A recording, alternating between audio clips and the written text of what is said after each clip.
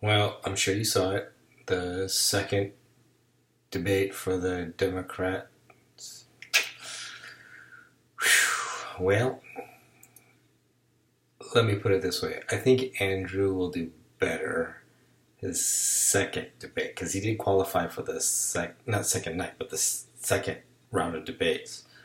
Because the overwhelming feedback is that he didn't assert himself enough. He didn't interrupt because it's a game of interruptions, and you know he's probably very disciplined and has good manners and has patience and waits to hear you out before he interjects his, like what normal people should do. Unfortunately, this is the cutthroat game of politics, and but he's smart. He's a sharp guy. He knows what happened, and he knows what he needs to do. So I'm anticipating a better performance. The second this second round of debates that he's going to be participating in.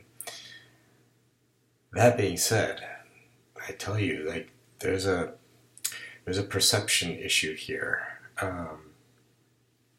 and that is if you don't get out there and fight, even amongst your Democrat peers, like there's a perception like, how are you going to handle Donald Trump? Who's going to talk all over you and all that sort of stuff. Like, and but I don't know how much I give credibility to that thought because I mean that kind of debate is one on one, which I bet Andrew Yang would do really really well. But this is just a cluster mess of people. Even I think Rachel Maddow said this is a horrible format for a debate. She's like, let's never do this again, which I agree with her. Um, but whatever the case, like, yeah, you gotta make that really strong public perception. Um, yeah, Kamala Harris, she seemed to really own that night, and I guess the criticism that I've been hearing about her is that she, at one time, I guess, accepted corporate money and then stopped. So what have you. So anyway, well, let's see what Andrew can do. And something that I heard is that with his limited time, he of course will talk about the freedom dividend and such.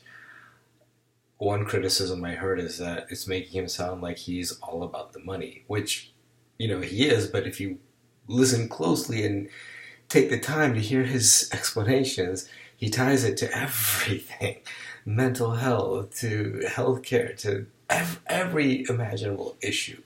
He ties it back to the freedom dividend because it is that important.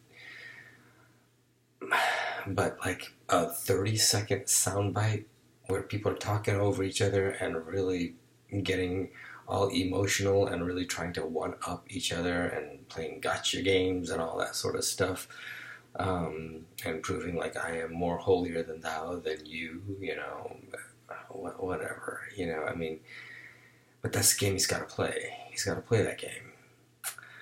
So yeah, I honestly don't know how this is gonna play out. I mean, in a way, so if you're familiar with the martial art jujitsu means uh, gentle technique. They have a strategy. Jiu-jitsu is like grappling and joint locks and chokes and things like that. There's a strategy they have, especially against like striking opponents, people who like to punch and kick.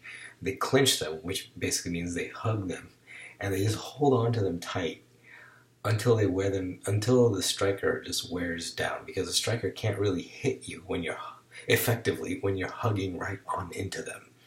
It's called a clinch. Boxers use it when they start getting tired. They don't want to get punched anymore. They lock in and clinch each other. Um, so the strategy in jiu-jitsu is to clinch on the attacker and just let them exhaust their energy by flailing around.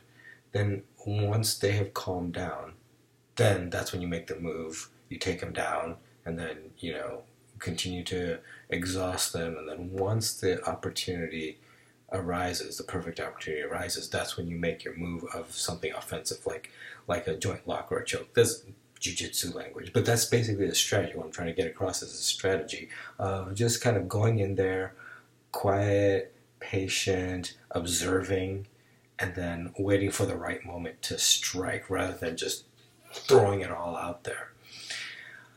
However, there's something to be said about the wrestling mindset, which the wrestling mindset is to basically control the rhythm and the pace of the fight, of the match. So, yeah, don't play their game, make them play your game. So I'm trying to figure out, like, should he have more of a wrestling approach or should he have more of a jiu-jitsu approach? The jiu-jitsu approach is one that's very patient oriented, and you just have to, wait for your moment. I think Obama had some degree of that. He would do what's called the rope-a-dope. The rope-a-dope means it looks like you're being backed against the ropes, kind of like Muhammad Ali, and then you think you're winning because you've backed him up, and then all of a sudden, like, he knew, like, he could outclass you. He just made you believe that you were getting the upper hand and waited for you to kind of put your guard down for a moment. Bam, Obama was pretty skilled at doing that as a strategy. So with Andrew Yang, I mean, I guess what I can say, Yang Gang, is don't get too discouraged. We still got a long ways away, but even though I say don't get discouraged, I will say, like, be cautious. I'm not cautious. I don't know what I'm trying to say.